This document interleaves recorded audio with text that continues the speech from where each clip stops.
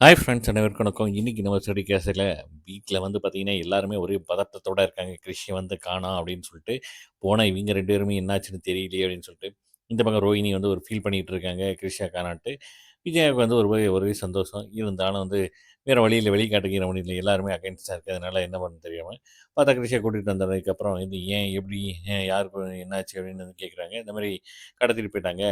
ஆ சரி அதெல்லாம் இருக்கட்டும். உன்னட்ட வந்து ஏன் கேட்குறேன், நான் தான் ஒரு கோடீஸ்வரனே அப்படின்னு வந்து சொல்றாப்புல. கோடீஸ்வரன்னா நெறைய பணம்ல கேட்கணும். அதானே 2,00,000 அப்ப இதுல ஏதோ இருக்கே அப்படின்னு வந்து சொல்றாப்புல. உன் நம்பர் எப்படி கிடைச்சுச்சு? அப்படின்னு வந்து கேட்குறாப்புல.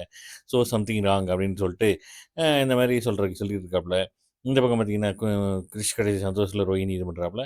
இங்கிட்டு நம்ம அருண் வீட்ல வந்து பார்த்தீங்கன்னா, அருணுக்கு வந்து ஒரே சந்தோஷம். அந்த மாரி பதவி உயர்வு கிடைக்க போகுதுன்ட்டு. அதே நேரத்தில வந்துட்டு சத்யா வந்ததுனால அங்க உங்களால தான் இந்த வேலை வந்து சூப்பரா போயிட்டுருக்கு அப்படின்னு வந்து சொல்லியிருக்காப்புல. இதெல்லாம் பேசிட்டு இருக்கும்போது பார்த்தா ஒரு மேலதிகாரி வர்றாப்புல. என்ன ஏதுன்னு பார்த்தா, இந்த மாரி இந்த கும்பல பிடிச்சதுனால வந்து உங்களுக்கு வந்து ப்ரமோஷன் கிடைக்க போகுது அப்படின்னு சொல்ல வந்து எல்லாருமே வந்து ஹேப்பியா இது பண்ணிட்டு இருக்காங்க. சத்யா வந்து ஃபோன் பண்ணி போய் சொல்லிட்டு இருக்காப்புல மீனாட்ட. மீனா வந்து முத்துட்ட குடுத்து பேசியிருக்காப்புல. முத்து வந்து அ ஒண்ணும் தெரியாத மாரி அப்படியா ஓகே சந்தோஷம் அப்படின்றாப்புல. இந்த பக்கம் பார்த்தீங்கன்னா, ரோகிணி வந்து ரூம்ல வந்து வழக்கம் போல கல்யாணி வேஷம் போட்டு இனிமேல் வந்து கிருஷ்ண நீ தான் பாதுகாக்கணும். இல்லாட்டினா நான் வந்து போமாட்டேன் அப்படிங்கிற மாரி வந்து சொல்லிட்டு இருக்காப்புல.